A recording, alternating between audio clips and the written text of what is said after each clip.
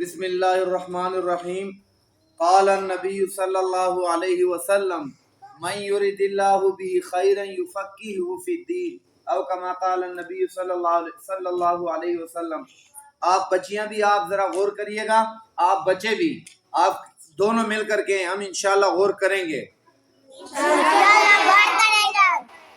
ہمارے ذہنوں میں یہ ہے کہ شاید دنیا میں کامیاب آدمی وہ ہے جس کے پاس دولت ہے، جائیداد ہے، سرمایہ ہے۔ آج کے دور کے مطابق یوں اگر کہا جائے ٹھیک ہوگا، جس کے پاس بنگلہ ہے، بہت بڑا کاروباری ہے، جس کے بعد اولاد کی کثرت ہے، جس کی جان پہچان زیادہ ہے، یا جو بندہ بہت زیادہ مشہور ہے، یعنی مختلف اذہان ہوتے ہیں۔ ہم کہتے ہیں شاید وہ آدمی کامیاب ہے، لیکن اللہ کے پاک پیغمبر نے فرمایا اصل کامیابی میری امت کے لیے کیا ہے؟ مختلف احادیثوں سے آپ نے ثابت کیا۔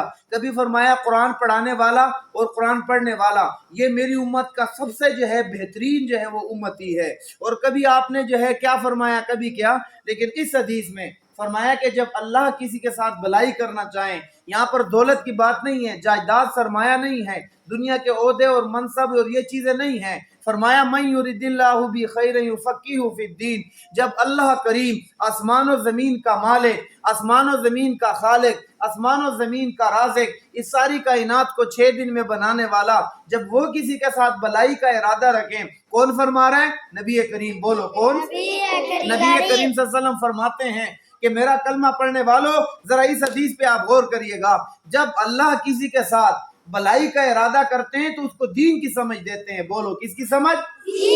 تو معلوم ہوا میرے اور آپ کے گرد و نواح میں، میرے اور آپ کے ملک میں، پورے عالم انسانیت میں، پوری دنیا میں، آسمان کے نیچے، زمین کے اوپر، جو آدمی جتنا صاحب العلم ہوگا اللہ کریم کا اتنا وہ محبوب ہوگا، اللہ کریم کا اتنا وہ محبوب ہوگا۔ انشاءاللہ اللہ سے مانگتے رہیں گے کہ اللہ مجھے دین کی سمجھ عطا فرما۔ آج معلوم ہوا کہ اللہ کے ہاں محبوب آدمی بہت ساری اور چیزیں بھی ہے، لیکن اس حدیث کے مطابق اللہ کا محبوب آدمی وہ ہیں جو اللہ کے دین کا، نبی کریم صلی اللہ علیہ وسلم کے اسلام کا سمجھ رکھتا ہو۔ تو دعائیں کرنی چاہیے کہ اللہ مجھے اپنی دین کی سمجھ عطا فرما، اللہ مجھے اپنی دین کی آواز سے پڑھو نا، میں کتنا زور لگا رہا ہوں۔ اللہ مجھے اپنی دین کی، اللہ مجھے قرآن کی، اللہ مجھے نبی کریم صلی اللہ علیہ وسلم کی احادیث کی، سنتوں کی، اللہ مجھے آخرت کی، اللہ مجھے بڑوں کا ادب، چھوٹوں پر شفقت، علماء کا احترام کرنے کی سمجھ عطا فرما۔ اللہ کریم آپ کو بھی پوری دنیا میں ہر میرے سننے والے ساتھی، ہر میرے جو ہے وہ کلمہ پڑھنے والا امتی، ہر میرا جو ہے وہ پیغمبر کا کلمہ پڑھنے والا امتی، ہر میرا سننا اور دیکھنے اور شیئر کرنے والا، اللہ آپ کو بھی اور ہم سب کو دین کی سمجھ عطا فرمائے۔